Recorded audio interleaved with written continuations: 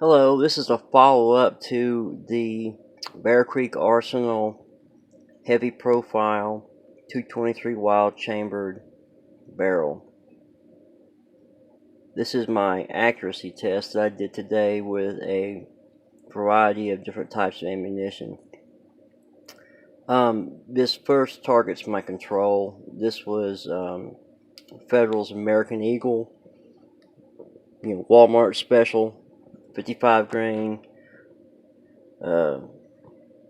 FMJ, bullets in 5.56. As you can see here is 3.75 MOAs, raw at 100 yards, and here is 3.25. My gun with the Bear Creek barrel has a 1/8 twist. It's never shot this particular ammo very well, so that was kind of my worst case scenario stuff. Next, I've got Hornady full metal jacket boat tail. This is the large 50 count red box that you can get for $20-ish. I was actually expecting a little better out of this than what I got. It's not terrible, but it's not what I'd hoped. Here we got 2.23 MOA, 2.23. Here 1.87. This 3 to 5 mile an hour crosswind with occasional 7 to 10 mile an hour gusts, and I'm not the greatest shooter for sure. I was shooting off a bipod, and so probably a 0.25, or maybe even a little bit more margin of error here, but I've generally speaking had good experience with Hornady bullets and ammunition. More so substantially than Federal, so this was a disappointment, but there it is. Alright, next, this is Hornady's Frontier match, not any other version of Hornady match, but Hornady Frontier match. The Frontier, of course, being the economy I guess brand for Hornady. These were the open tip boat tails, though. It says HBBT on the box. That's a little misleading because when I think hollow point, I think about a bullet meant for causing damage, for expansion. These are not that. They have a tiny open tip, a tiny little hole in the end of the bullet, and I believe that's supposed to have some aerodynamic advantage. I'm not sure. One step up from these bullets is the polymer tip. But anyway, these are the open tip or hollow point boat tail match in the Frontier box, little brown, red, and blue Hornady ammunition. And this was okay. I was a little disappointed in that it was a Hornady bullet and it was a boat tail round. I was expecting something a little bit better, but 2.01 here, 2.04 there, and 1.27 was the best group there. But still not what you'd like to see. Now this is Fiocchi Extrema with the Hornady VMAX bullets, 50 grain, a little lighter. Generally speaking, the 1/8 twist barrel struggles with the lighter weight bullets. I know it's not supposed to. It's supposed to shoot anything, but it doesn't.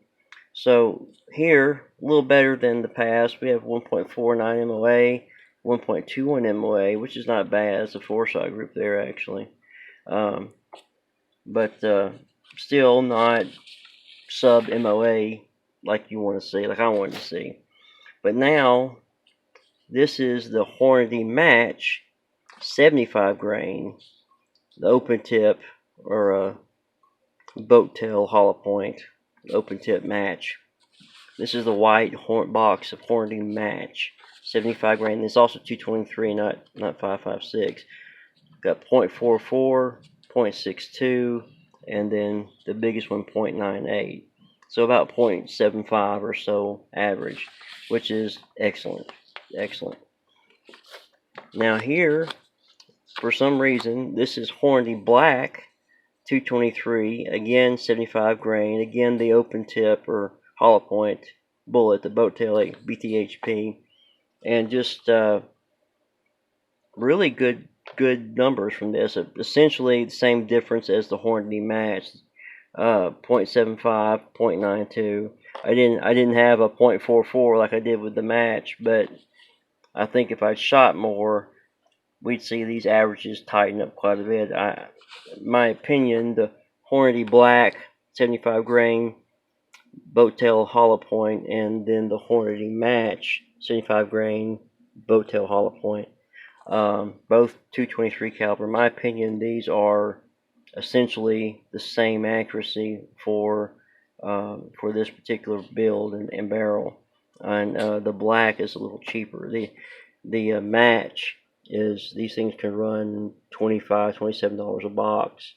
I don't think I paid quite that much, but that's not uncommon. The black, I actually got this at Academy for $12.97, I think, for a box of 20. So that's not bad.